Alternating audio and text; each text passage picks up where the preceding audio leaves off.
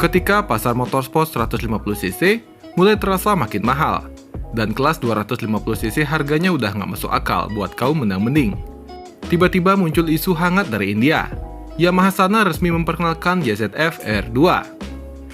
Kabar ini jelas bikin geger dunia roda 2, dan pertanyaannya, emang perlu nggak sih Yamaha merilis R2? Atau ini cuma akal-akalan Yamaha aja buat jual R15 yang di-bore up dari pabrik? Atau justru ini adalah langkah yang jenius? Kalau ngomongin kelas 200cc sendiri buat sport di Indonesia memang belum pernah ada ya. Cuma untuk kelas sport naked dulu ada Honda Tiger, dan Bajaj Pulsar punya tuh varian 200cc. Yamaha curang kala itu, karena motornya 225cc.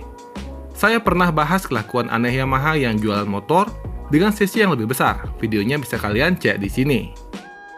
Balik lagi ke pembahasan kelas sport 200cc. Emang perlu di sini?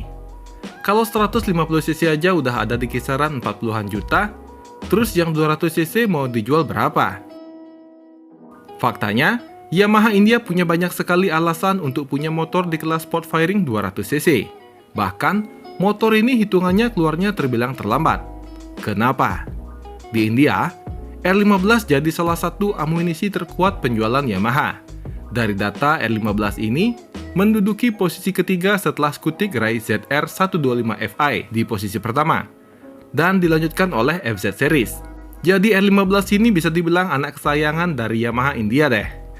By the way, kalian nggak akan melihat pertarungan Yamaha R15, CBR 150R, dan Gesik R150R di sana, karena pertarungan di sana itu berbeda.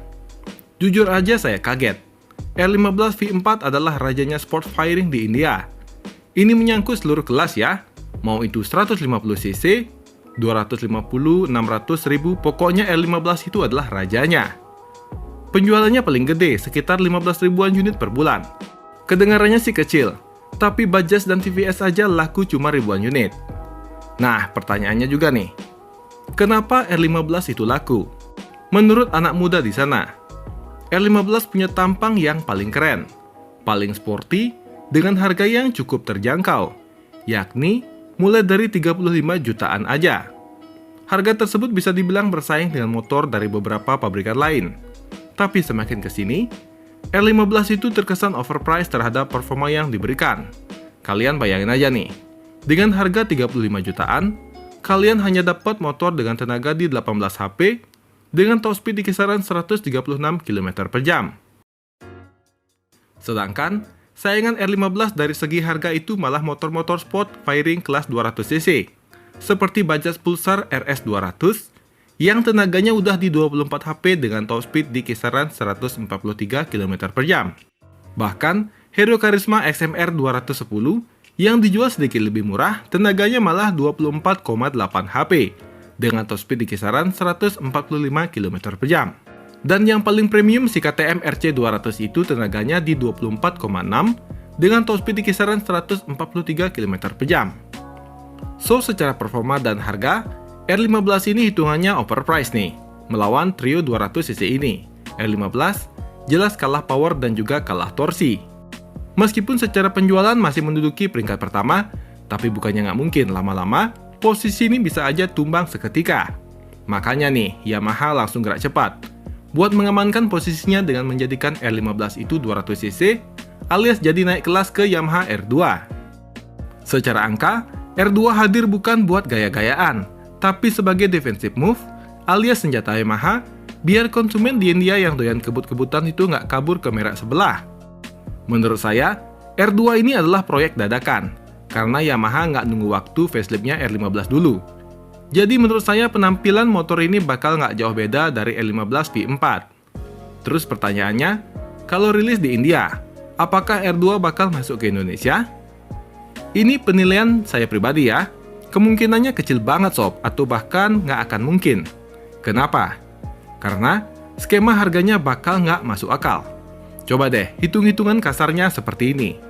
Sekarang aja harga R15M connected ABS di Indonesia itu udah nyentuh 44-46 jutaan.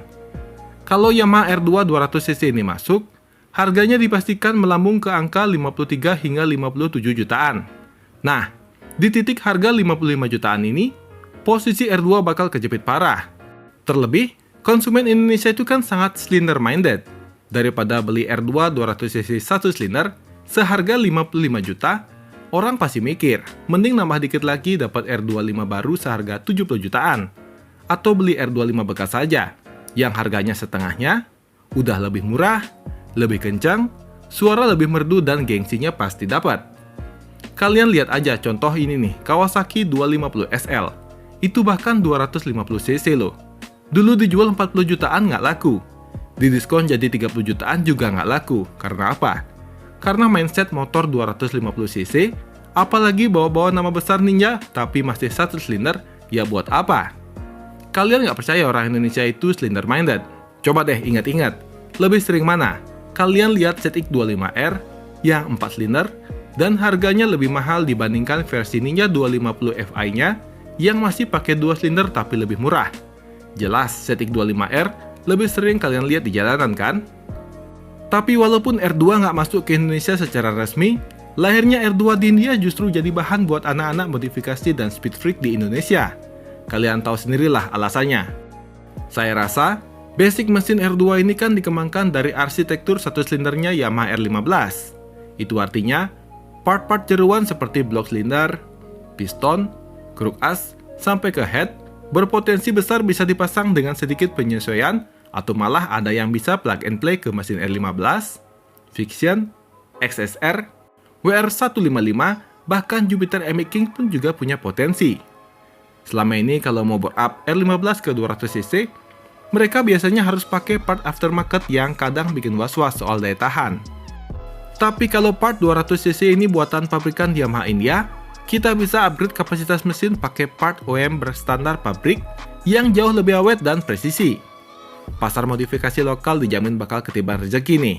Bahkan mungkin, harga R15 bekas di Indonesia bakal naik atau minimal lebih stabil setelah kelahiran R2 nanti.